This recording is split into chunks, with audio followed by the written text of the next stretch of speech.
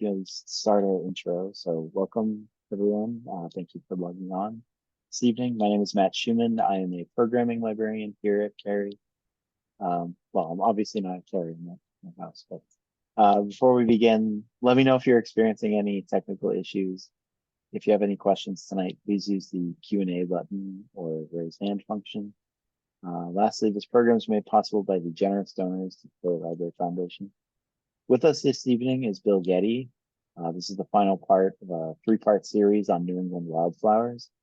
But Bill will be back next month, Thursday, August 8th, for a program on exploring the Connecticut lakes, which you can register on carylibrary.org on our calendar. About Bill, Bill is the former sanctuary director of the Joppa Flats Education Center in Newburyport and the past president of the Friends of Parker River National Wildlife Refuge. He's led expeditions all across the world on all 7 continents. So now please welcome Bill.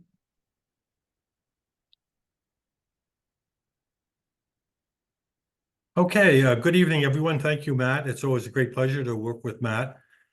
We always talk about trying to offer programs that will get folks excited about getting outside and seeing wildlife and starting to identify that wildlife for themselves.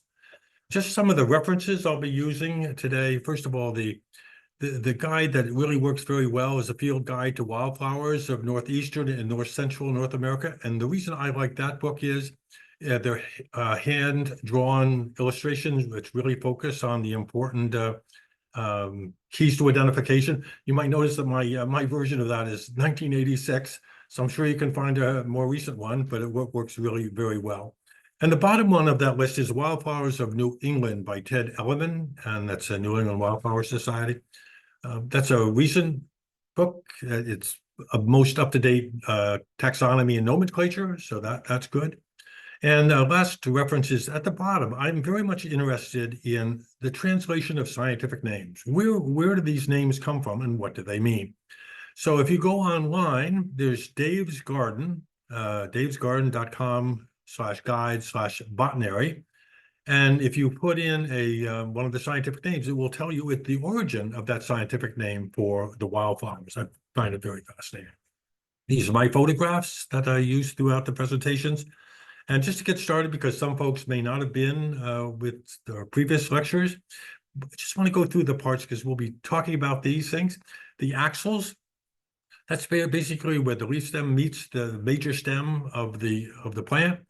So in the case of the plant on the right-hand side, that hairy Solomon seal, you'll see that the blossoms are coming from the axil, basically at the base of the leaves, not at the end of the plant. Okay, and then petals. Okay, in the case of the bindweed on the left-hand side, there are 5 radial petals, basically are coming out from the central place. And then you have bilateral flowers that you see on the woolly blue violet. Okay, and then composite flower, the aster family. The largest family of flowering plants in the world are the orchids. The second largest one are the asters. And these are the composite flowers that have 2 different flowers within the same blossom, if you wish. You have the ray flowers, that's a complete flower by itself. And then you have the disc flowers in the center. Those are also flowers. So this is flax-leaved stiff aster. They're really beautiful. So again, this is the second largest family of plants, by far the largest one in New England. Okay. And petiole, that is what think of it as the stem of the leaf. In this case, on the sunflower on the left-hand side, you see the leaf, and then it has actually a petiole that they say has hairs on it. Well, not only mammals have hairs, but those little things are hair-like structures. And if you look on the one on the right-hand side, that's sessile. That means having to right on the bottom or stuck to it.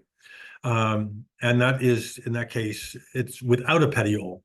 So that's a sessile-leaved bellwort. That's a early spring flower. Then rhizomes are these roots that go underneath the ground and then every once in a while pop up, and a part of that same plant will pop up again. And now it looks like you have 2 plants. It's all the same plant, but that's how they spread, multiply. Now sepals, we have 2 different sepal on the trillium, another one of the early spring wildflowers. you'll see that the sepals, that green part with where the arrow is pointing, are supporting the petals. But you can also have the common evening primrose, which are going to be coming into blossom soon, or some of them already in. Notice in this case, the sepals are reflected. The term is reflected. They're going in the opposite direction of the petals. So these are going to be things that you'll want to know as you're identifying the plants. They'll be talking about reflected sepals, and that's what they mean.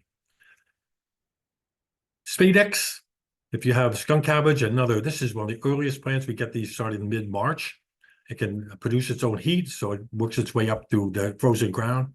And then the jack and the pulpit, which you see on the right hand, that's a spadix. That's where the flower is inside the canopy, if you wish. And the spathe, we're not going to see many examples of that in this lecture. And then you have solids or runners. This goes across the top of the ground. This happens to be lesser periwinkle or myrtle or vinca. I mean, there are a number of different names people use for it. But every once in a while, this will grow across the ground and then start rooting itself again. Okay. The flower reproductive parts, the female reproductive part, this is called the carpel. It includes the stigma at the top, the style, and the ovary at the bottom. Okay, and the male portions of the stamens, you have the anther at the end, which is producing the pollen, and you have the filament, which in this case is holding the anthers up high so that pollinating insects can get to it easily. Okay. And the flower types, we have simple flowers. This is tall buttercup. It has many pistils, stamens, and a layer of petals and sepals. Okay, this happens in this case. It has 5 petals.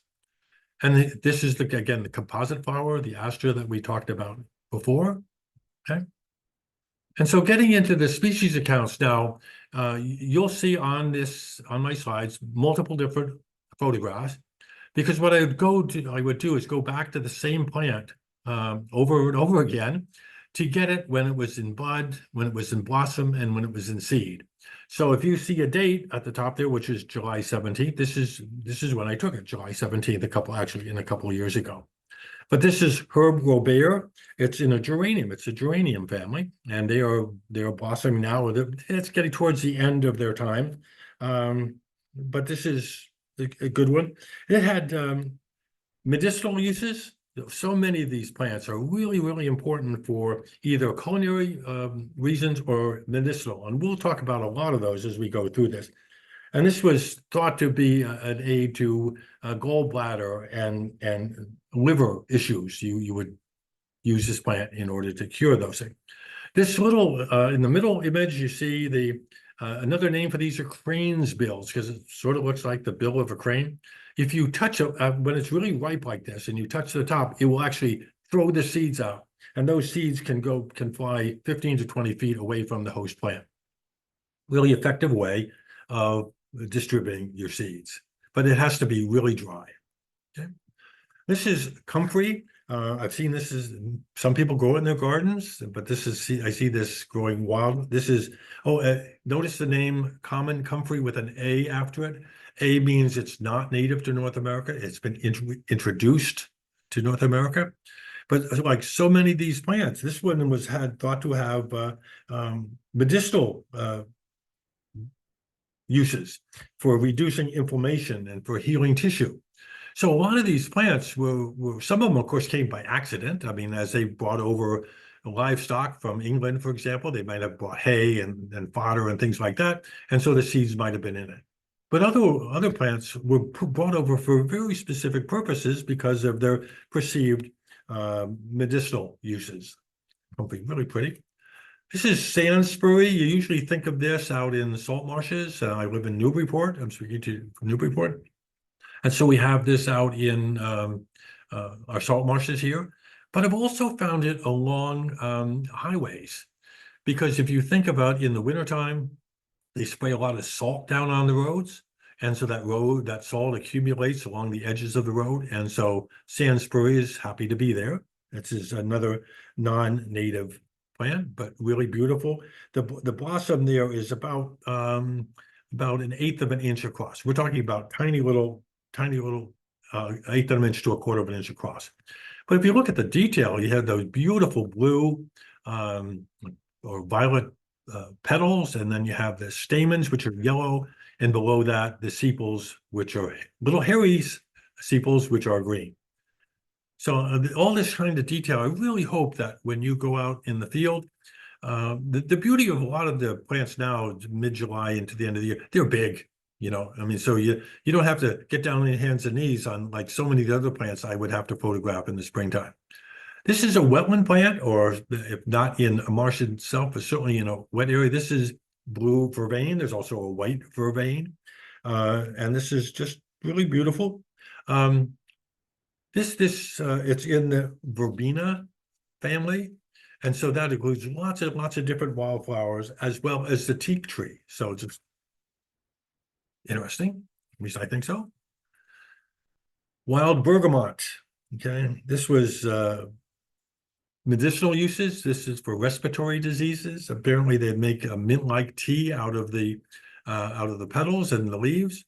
And I just think there's the structures. Notice in the seed head on the lower right-hand corner. That's absolutely beautiful. I mean, so not only can you have these beautiful blossoms, but you can have these extraordinary structures that were, and think of each one of those little vases. It looks like a little vase there is producing a seed.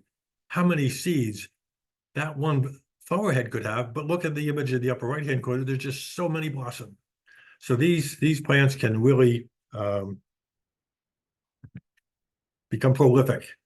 Okay, this is hispid. Hispid means hairy, and you can see that it has little hairs on the stems. It has little hairs on the blossoms themselves, and this is that's just a name. There are no known medicinal uses for this plant, but in some ways, I think the blossoms look orchid-like. And they're only half an inch to 3/4 inch in size. So we're talking about tiny. Okay. Indian tobacco. Well, it gets its name because Indian tobacco was in fact used, smoked along with other leaves in its place of tobacco. And it's okay. You can smoke a little bit of it, but not too much, because if it can be fatal. Okay. Sunflowers, we think of our sunflowers, which we plant and feed to our birds, but this is thin-leaved sunflower. Beautiful plant. This grows up about 4.5, 5 feet. So it's a beautiful thing. And I need to bring your attention to, notice the specific name, decapitalis, okay? And that means it has 10 petals. Well, except that if you look at these things, one of them has 7 petals. One of them, I think, has 11. So it's not, the scientific name is not all that good, but it's a beautiful, the blossoms in this case are 2 to 3 inches across. Really beautiful flower. I found this at the edge of at the forest edge. Willow herb. Well, if you look at the leaves in the plant, especially in the image on the left-hand side, it looks sort of like the leaves of a willow tree. That's where that gets that name. Pretty. Notice again a little bit of hairiness on it. And its medical usage were, again, traditional, was as an astringent. Okay. So many of these plants had really, well, whether they actually worked or not, very often didn't matter. It mattered whether the patient thought they worked. So they often get better. I find this is a very interesting plant. There are a lot of plants that put lots of energy into having a stem, a stalk to go up high. Well, there are a lot of plants, including this common dodder, that just doesn't try to grow up. It just goes over everything. It lets the other plants give it support. And so it can grow very, very fast. It's a member of the morning glory family. And the blossoms are really small. They're only about 1/8 of an inch across. So while the image on my right-hand side looks like that's pretty big, it's only 1/8 of an inch. And what they have little structures on these sort of pinkish orangey stems that you have that are like root-like things. But what they do, those root-lights actually penetrate into the host plant, and they take the nutrients from that host plant. So it's parasitic. It's and it grows over everything. Common daughter. I think this is Dwarf Enchanter's Nightshade. And it's a member of the evening primrose family. And it has hallucinogenic properties to it. And I think something to look at is on the image on the right-hand side, all of them, but especially particularly the image on the right-hand side. Notice the hairs with glands. So if you see in your flower book or you're studying it, it says hairs with glands. Well, glands. Well, those aren't hairs to start with. No, they're structures that are hair-like. And that gland is that little like ball-like structure at the very end. So this is a really good example of that structure. Okay, virgin's flower, a very interesting plant. This is a member of the buttercup family. Notice the petals are 4 petals, and it can grow very, very fast. This is another one that can grow up a little bit, but likes to grow over other vegetation, just like morning glories and clematis and things of that nature. It's really nice, but they can grow very quickly. And it also had traditional medical uses. It produced hallucinations. I guess if you're in pain, I guess a hallucination might be better. Okay. Like flowers that are named after things. This is Allegheny, like part of the country. But I guess if you use your imagination and you look at the image on the right-hand side, it looks like the face of a monkey, I guess. But that's where it gets its name, Allegheny Monkey-flower. And the plants can go up about 3 feet tall. So it's a pretty prominent. You look for this in wet meadows or ditches along a country road or something of that nature. Now, this is gardeners. You need to be aware of, and I'm sure maybe some of you have actually encountered this. This is arrow-leaved for the shape of the leaves, tear thumb, which is a really good example. Notice the center image in particular, all those down-facing thorns. So if you take your hand and try to pull this weed out, you can do you some damage. So this is one of those things. Just if you see it, just make sure you take a moment and be careful. The blossoms are really tiny, only 1/4 of an inch. But this one will get your attention if you try to pull it out. So talking about parasitic plant, this is Indian pipes is one. We typically see that much earlier in the season. But the yellow Pine-sap, I photographed this on the 24th of July a couple of years ago. And this is a parasitic plant. And it's dependent on fungus for its nutrients.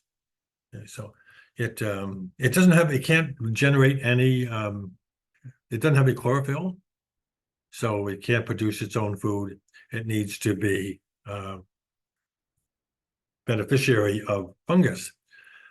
This is cup plant rosinweed, which is a non-native plant. But you might notice that how in the bottom left image, or even the top left image, you can see where it gets a cup plant because the leaves are fused together against the stem. And there's actually a little place that when it rains that water can accumulate right there. And I can't remember what its medicinal uses were, but there were some. Now here's the one that I do know. This is Boneset. Okay, now Boneset is one of those plants that the doctrine of signatures. Now the doctrine of signatures in traditional thought was that God made everything on this earth that we need, that humans need to survive and prosper. Everything we need is here. And that God gave signs, signatures, signs as to how those plants should be used. So if you look at the image on the left-hand side, you'll see that the leaves are fused together. They're opposite leaves that are fused together with the stem coming right up through the middle of it. Well, in the traditional thought, according to the doctrine of signatures, God is telling us that that plant has a specific use or a number of uses. And there were two explanations. One is that it shows that this is for healing things together, okay? So Boneset was thought, well, this is the thing, if you broke a leg or an arm or something, if you wrapped it with these leaves, okay, that would a sign from God that that's how that plant was to be able to use to be able to cure the bones. Well, I think the one that's more readily acceptable is that that this is for dengue fever. The other name for dengue fever is bone break fever. And so this is a plant that was thought to be used as a medicinal herb for people who got dengue fever. So this is going to come up again, this doctrine of signatures, which I find very, very interesting. Okay, so the fall dandelion, as we get into July now, I mean, it looks, the leaves look similar to a dandelion. And if you look at the image in the bottom right-hand corner, what an artwork. It's just spectacular. These individual seeds that have little sails or parachutes for distributing the seeds, and they're very, very effective at it. And if you're viewing a photograph of wildflowers and things like that, very often just turn the flower upside down, like the image in the upper right-hand corner. They can be really beautiful even there. Okay. I just love some of these names. This is common viper's bug loss. And this is another number one had doctrine of signatures. I don't show it particularly well here. It is supposedly the fruit of this plant is supposed to look like the head of a snake. So according to the doctrine of signatures, this plant was to be used in case you had a snake bite. So that is viper's bug loss. So I guess if you're getting bitten by a snake and you see this plant, maybe you should do something with it. Anyway, here's white rattlesnake root. Here's another one that was thought to be used for snake bites. Apparently the Native Americans use this plant also after childbirth to stimulate the blood, the milk flow for nursing women. So either snake bites or milk flow. Okay, here's fringed yellow loosestrife. There are a lot of these yellow loosestrifes around. And this is fringed. If you look at the image in the upper center, you can see that this loosestrife has those tiny little projections off the top of the 5 petals. That's the fringe that they're talking about. Okay. And again, the origin of so many of these scientific names, if you look at the genus name there, it was named after a Macedonian king who was the successor to Alexander the Great, who was said to have used this plant or plants like this one to calm his oxen. So it's just interesting where when they're searching for scientific names, where they're coming from. Okay, I think this is probably one of the most overlooked plants. Everybody just assumes it's a weed. Okay, this is common burdock. There's another burdock called giant burdock, which is much bigger than even this one is. But if you look at the blossom in the lower right-hand corner, I'm sorry, I think that is as beautiful as many other plant that we have. Just extraordinarily beautiful plant. Then in the upper right-hand corner, I showed the burdock, okay, with the little Velcro hooks, okay? And I opened up one and showed you what the seeds look like. But these, I just hope that when you got out in the field that you'll just take a moment and, okay, it's a weed, but no, walk over to the weed and take a look at it. It might be really interesting. Wild thyme, this is a wild one. It's a member of the mint family. And this is a really important host plant for cabbage white butterflies. I was out today looking at wildflowers, and as I was watching them, I saw 10 different species of butterflies. So this is one that one of our most common butterflies is that cabbage white, and this is a host plant for the caterpillars. It's just sort of nice to know. Now could be a difficult plant to identify because they say it can have 4 or 5 leaves. Well, this one has 5, but this is Joe Pye weed. And I was out walking today and was photographing viceroy butterflies, which were coming to get the nectar from the Joe Pye weed. This is really a common plant. They can grow 5, 6 feet tall, and the aid to identification is notice the leaves are whorls, WHORLS, and depending on the color of the stem and the number of leaves that are from this whorl, that's how you identify it. But it can become difficult. I photographed this on the 30th July a couple of years ago, but they're in full bloom where I am up here in Newburyport.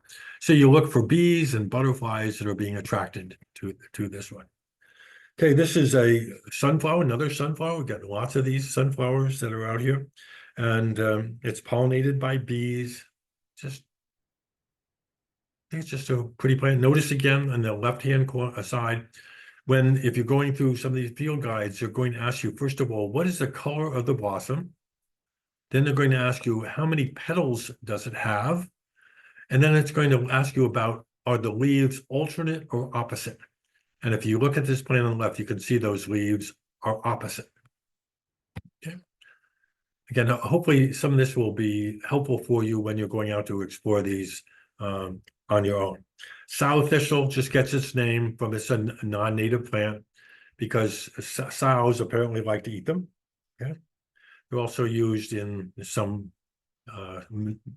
culinary uses. Smartweeds are really coming into blossom right now. Now these are minuscule. The blossom, those individual blossoms are barely 1/8 of an inch across. But as you can see, there are many, many of them. And so this is an aid to identification. Notice the image at the top, okay? Where those two parts of the stem are coming together, almost no hairs. And that's one of the aids to identification when you're trying to identify smart weeds. Okay. Another sort of cool plant is this one. This is another one that can't grow. It's not strong enough to grow up by itself. It has to grow over other plants, which it's doing in this case. This is wild cucumber, and it's in this case the reproductive parts. The males on one plant and the females are on another plant, and you get these little cucumber-like structures. Common ragweed, I think for a lot of folks, this is a problem plant as we get into August. Something to notice about this plant. Notice the blossoms are green. Okay, the blossoms that you see in the left image, I mean, they're fully developed. Okay? They're green. Well, these ragweed plants are pollinated by the wind. So there's no color or things to attract insects because they don't use insects for pollination. They let the wind move the pollen from the male portions of the plant to the female portions of the plant. So a lot of plants that don't need insect pollinators, this is how they do it. But of course, a lot of people suffer from ragweed and from their allergies. This is hawkweed. This is not one that's particularly common around our area, but as you go further north into New England, becomes more common. Devil's paintbrush is another name for this plant. And the devil because these are prolific. And in the images you see it in blossom and you see it in seed at the same time. And so these can take over farmers' pastures, and that's why farmers don't like them. And they call them devil's paintbrush. It's really interesting that we're the names from this. Okay, why hawkweed? Well, Pliny the Elder back in Roman times was the leading naturalist of his leading scientist of his era. And he is reported to have said that he saw hawks coming down and feeding on these blossoms in order to improve their eyesight. Now, you can believe that or not, but that's what the scientific leader of his age thought. And just sort of as a sidelight to that, Pliny the Elder, who described this, was in Pompeii, Herculaneum, when Mount Vesuvius erupted and was killed there. His son, Pliny the Younger, was across the bay and saw the eruption. So just it's interesting. I think so. Anyway. Okay, Canada Burnet. Notice how the blossoms, the flowers, beautiful little, each one of those is a little flower that starts to develop from the bottom and all the way up to the top. And then you get the seed that you see on the right-hand side. I found this along a wetland area, not a swamp, but a little ditch. So in the variety, wildflower is just incredible, amazing. So as we go into the fall now, this is August. We're not in fall quite yet, but this is the asters. So the goldenrods, the asters, the Joe Pye weeds are really in beautiful blossom at this time. And so they have relatively small blossoms in this case. They're only 1/2 inch to 3/4 of an inch. But notice how the leaves are opposite and the stem is red. I think the naming of this plant is interesting. This is Turtlehead. Usually these are in shaded areas, either underneath a tree or within a forest, but where it's damp. And this is Turtlehead because in theory, and you can judge for yourself, if you look at the middle image of the one on the right, that is supposed to represent the head of a turtle, okay? And in the North Americans, the Native Americans use this plant to treat liver and digestive issues. So many of these plants, again, whether they actually worked or people just thought they worked, they were still beneficial. Now this is a orchid. This is downy rattlesnake plantain, which is a member of the orchid family. And look at the left-hand image. Notice the web-like veins in the leaves. So if you find a description of web-like veins, that's what they're talking about. So this is the orchids cannot produce, the seeds are tiny, and those seeds don't have any nutrients. Think of most sunflower seed. I mean, it has a shell and then a really quite large seed on the inside, and that seed on the inside has all these nutrients for the young plant. Well, orchids don't have that. So they're absolutely dependent on mycorrhizal fungus. So these seeds are distributed, they fall onto the ground. The seed has no nutrients, but the mycorrhizal fungus comes over and attaches to it and brings nutrients to the seed, and then the plant starts to germinate and start to grow. Well, what is it in for the mycorrhizal fungus? Well, when these plants get bigger like that, they can come back and take some of the nutrients back from the plant. I just find those type of things very interesting. Okay, this is a foxglove. This is a hemiparasitic. In other words, it has leaves, it has chlorophyll, it can produce its own food, but it's also a parasitic, particularly on white oak trees. So that's where you typically see them. They reproduce by seeds, as you can see here, but the shape is really nice. Now, rough bed straw, okay. Well, think before we had dial mattress and Sealy Posturepedics and everything else like that, folks made beds out of straw, okay, and hay and things like that. And so I don't particularly how comfortable it is, but they'd like to add bed straw. So a lot of different, this happens to be rough bed straw. And they would put this in among the hay or straw in order to make that mattress smell good. So this is a way to important aid to identification of these plants is notice the image in the lower right-hand corner. The leaves are in a whorl, W-H-O-R-L, and there happens to be 6 leaves. Well, different bed straws have different numbers of leaves in that whorl. Yeah. This is a wetland plant or wetland edges. This is mild water pepper. Just tiny little blossoms. But if you look at the middle two, the one on the left, notice that beautiful little flower with the stamens, 5 petals. Yeah. This is fireweed. Okay, this is one of those plants, one of the earliest pollinators of forested over areas or burned over areas. Really very important plant here. And there were studies done, Mount St. Helen erupted in 1980. And the next year, 81, the scientists went in there to study the recovery of the vegetation. And after that eruption, 81% of the seedling plants that they found there were this plant, narrow-leaved fireweed. So they move right in, very important for holding the soil, very important for insects and birds and things of that nature. So it's a beautiful plant beside that. Steeplebush, another name for it's hardhack, because it has a really pretty strong stem and it's hard to cut down. But the blossoms, I think, are really beautiful. So here's a white wood aster. Notice how really thin and far spaced apart the petal member of the aster family again.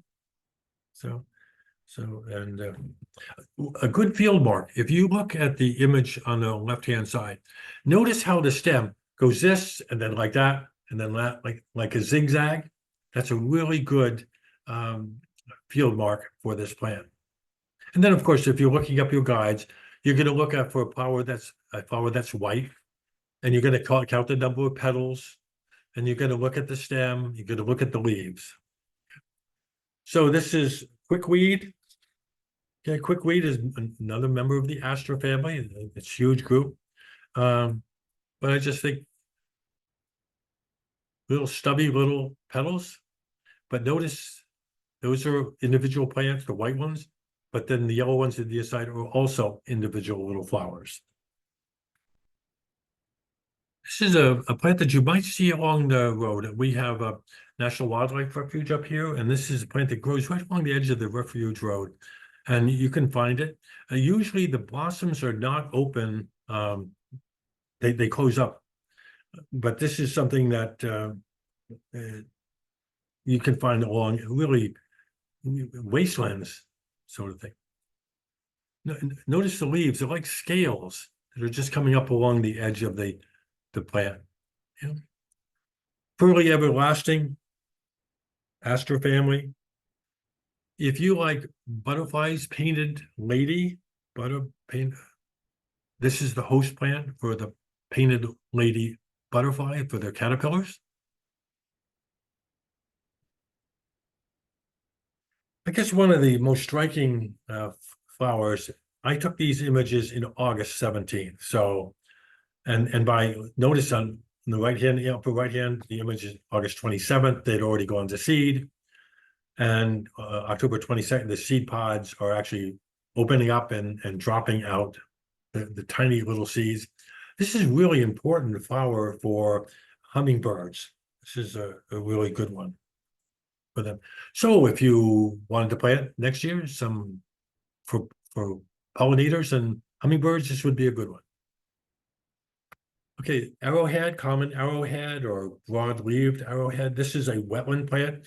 Now, I don't mean in a freshwater marsh or thing, but I took these images in Newburyport in an industrial park where there were ditches for carrying the water away. And so they're there. And the roots the tubers were an important food source for Native Americans. Notice there are only 3 petals on these flowers. Wormwood, well, this is one of those things that this was one of the, if you had worms in traditional medicine, if you had worms, then you would take this plant and that would purge you of worms. Okay, that's where the wormwood comes out from. The other name for this, notice, is mugwort. Well, mugwort, before they started brewing beer, or when they didn't have hops to brew beer with, they would use this plant in the beer to give it flavor, just like hops gives it flavor. So that's two different names, two different uses. Ground nut, this is another very important plant for the native peoples, because they would eat the fruits from this. It's a member of the pea family, or they could, or another one is potato bean is another name, because you could eat the roots, or Indian potato is another name for it. Lots of different uses. It's just, as we're going through the images, just notice how different all these beautiful blossoms can be, and they're all serving a purpose, which is to attract a pollinator. Okay. Now you want to stay away from this. Okay. If you see any plant that even vaguely resembles this, stay away from it. This is stinging nettles, and they do. And so some people are much more susceptible to the sting than others. But you don't want to mess with this one. I'm not particularly sensitive to stinging nettles, but I've gotten into it, unfortunately, a couple times. And the stinging, while it's not terrible, it will last for several hours. So try to avoid that. Okay, this is false buckwheat. This is another one of these plants that just doesn't want to invest anything in its putting a stem together. It's just as happy just to sort of go over everything else that might be in its way. Again, origin of these names. Notice the genus name. The genus name is Fallopia. Okay, well, so what? Well, it was named for a Dr. Fallopia. He was a 16th century Italian anatomist who was the discovery of the fallopian tubes. So if you ever want a little bit of trivia, there are some for you. Okay. Okay, velvet leaf, another non-native plant, and this is one of those things. It's a part of the mallow family. By the way, the mallow family, there's a mallow plant for which was the origin of the marshmallow. Okay, that was used to making marshmallows. Of course, we use artificial ingredients right now. It's an invasive plant. It can get into fields. It outcompetes grain crops, so farmers definitely don't like them. Here's Gerardia. This is small flowered Gerardia. The leaves here, I mean, the blossoms are 2 to 3 inches long from the base to the end of the sort of the trumpet-like plant. And so we see, again, they have chlorophyll. They can produce some of their own food, but they also are parasitic on typically on oak trees. And a foxglove, beautiful foxglove here.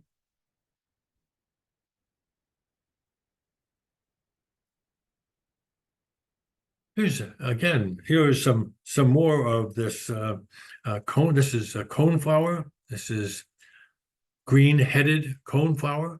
Took this in August 30th. So well into August, we're still having beautiful wildflowers. Now you're very familiar, I'm sure, with all the goldenrods we have. Well, here is a solidago that's in the genus of the goldenrods. Solidago. And this is mostly, they're yellow. But here is a goldenrod that's a silver rod instead. So it's a solidago genus, but it's white. It's a specific name, bicolor. You can see the blossoms are a little bit white and a little bit of yellow. But this is a plant that I photographed in September.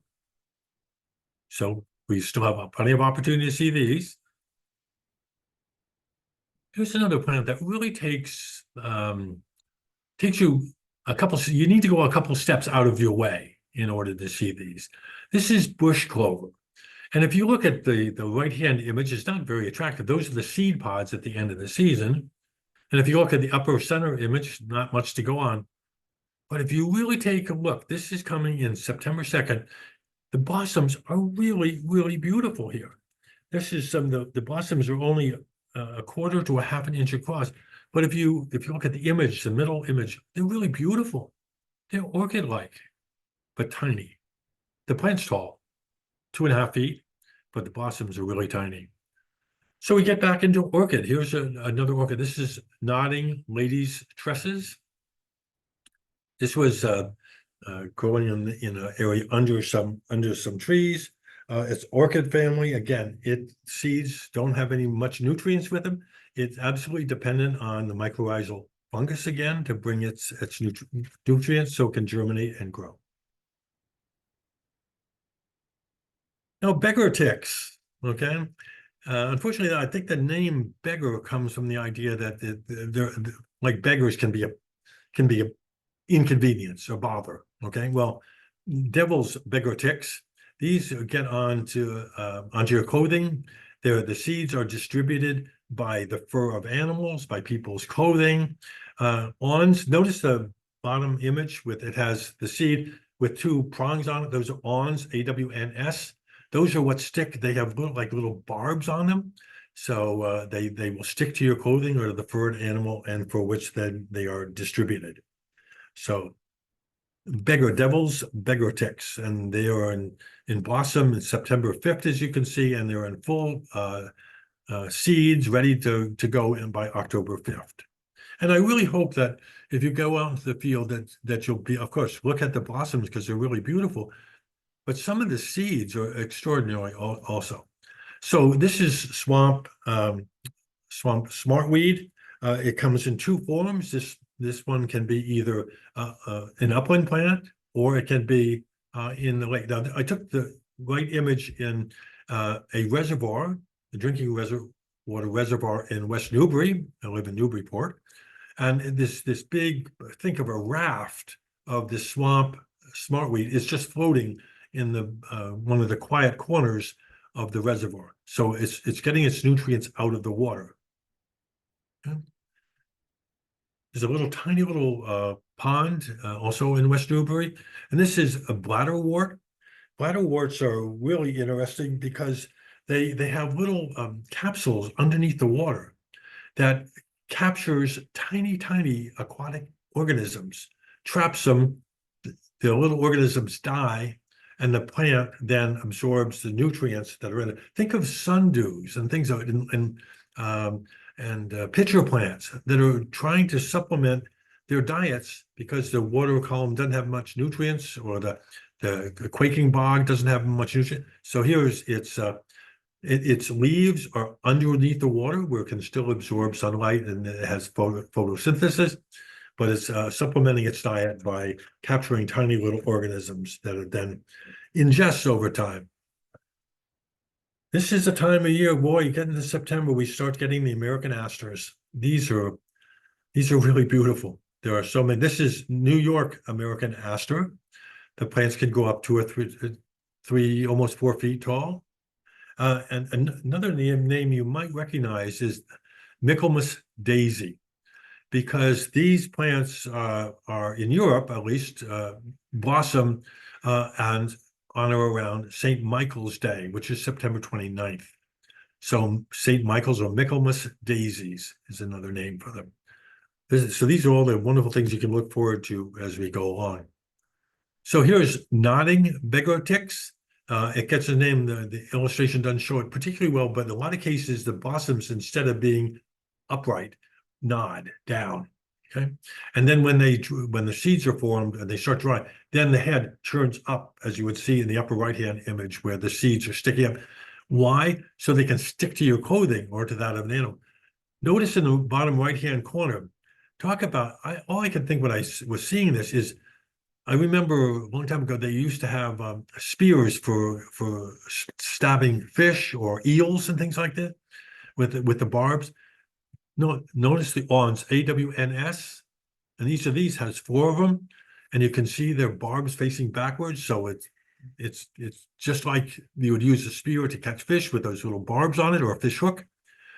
Well, they want to distribute their seeds, and those little barbs hold it in the fur or in the clothing. Okay.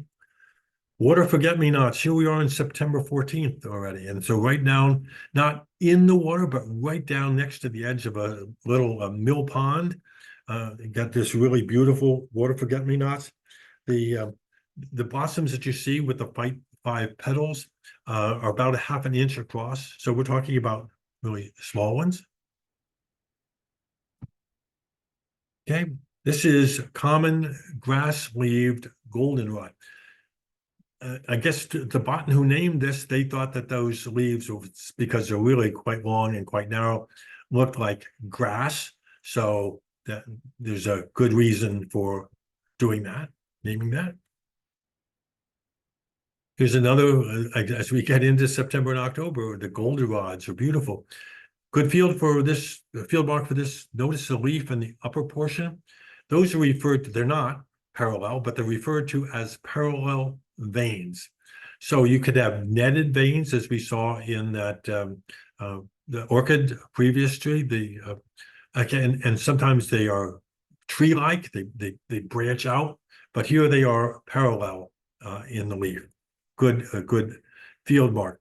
And so goldenrod, just the genus name just comes from the word to heal or to make whole. So again, it was thought to have medicinal purposes. Then we get into middle of September, late September, we start getting the New England American asters. Really, really beautiful.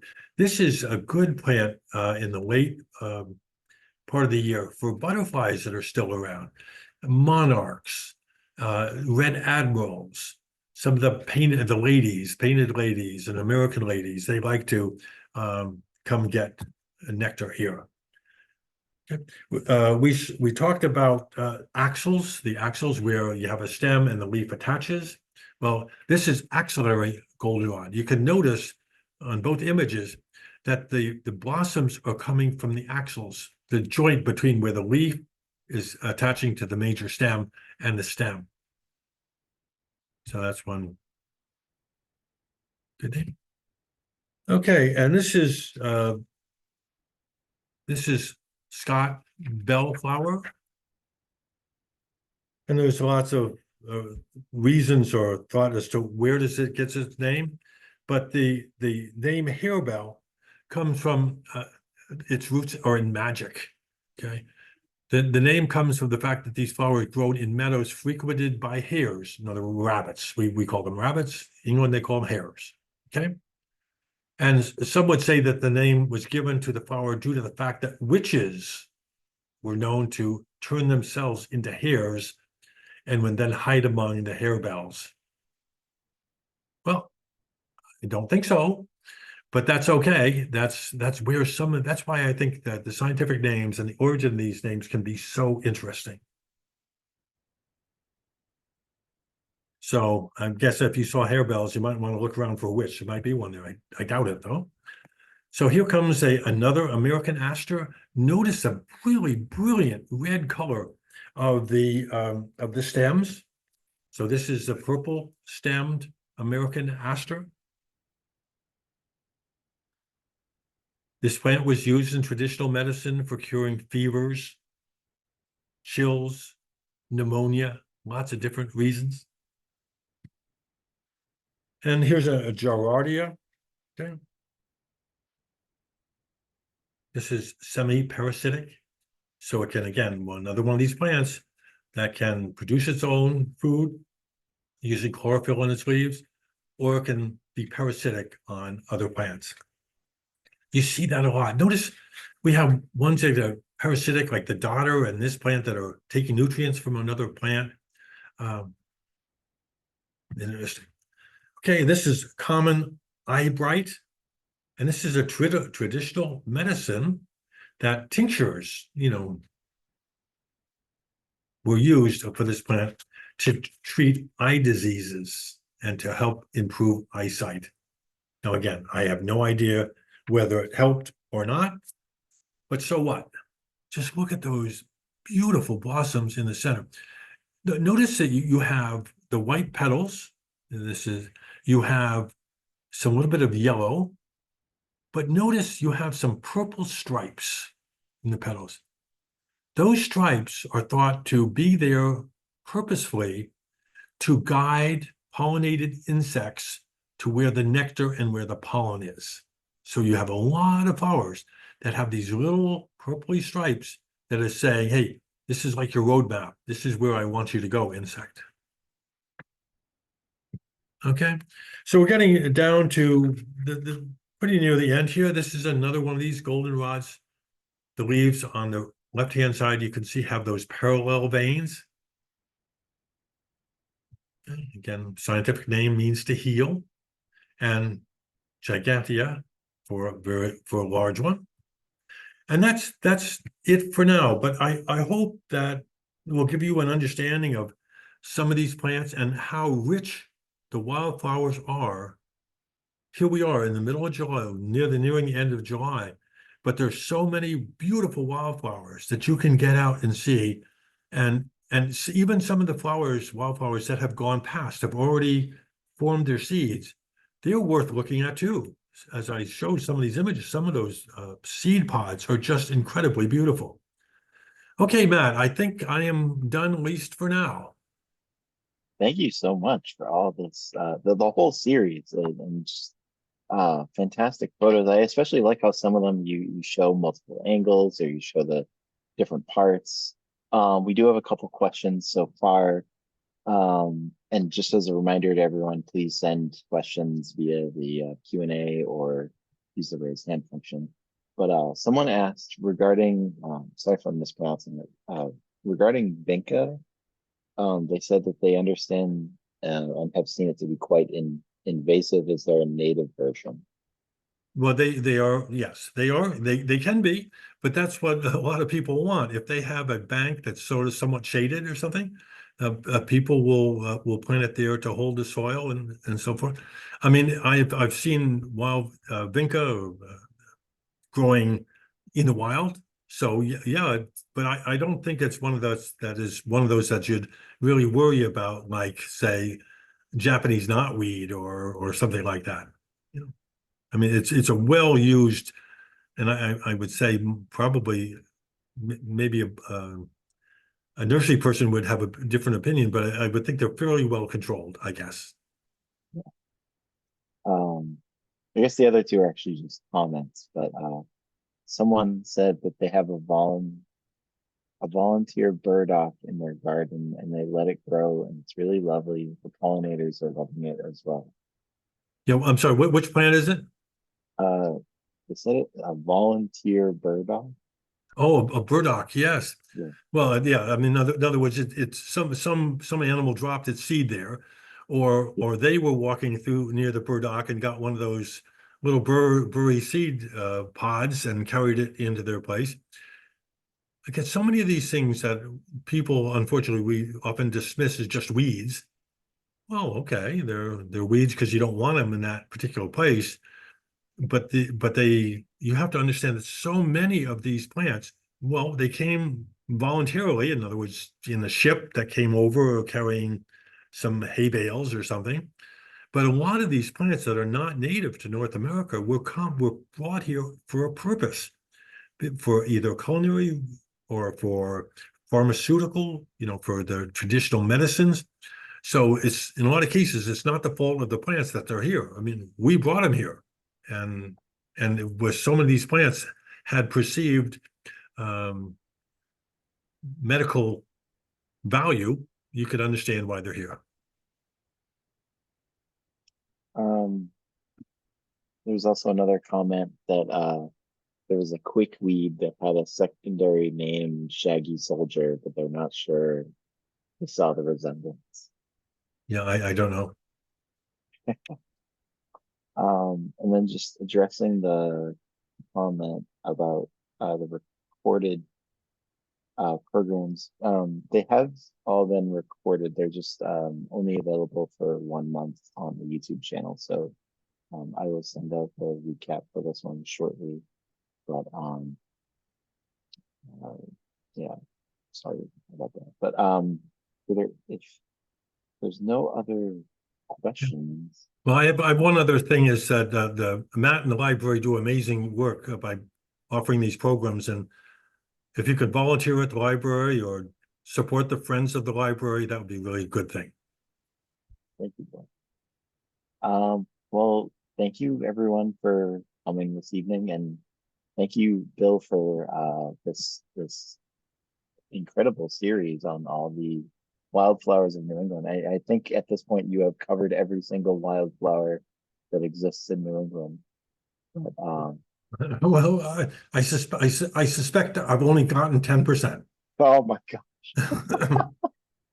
Yeah. Well, next time we'll have parts 4, 5, and 6 on the next 10%. Well, I look forward to seeing you when we talk about the Connecticut Lakes in a month. Yep, August 8th. So if you're Oh, interested it's in not that, even a please month. sign up. Yeah. Yep, sign up on our calendar. But And thank you, everyone. okay, good night. Have a good night.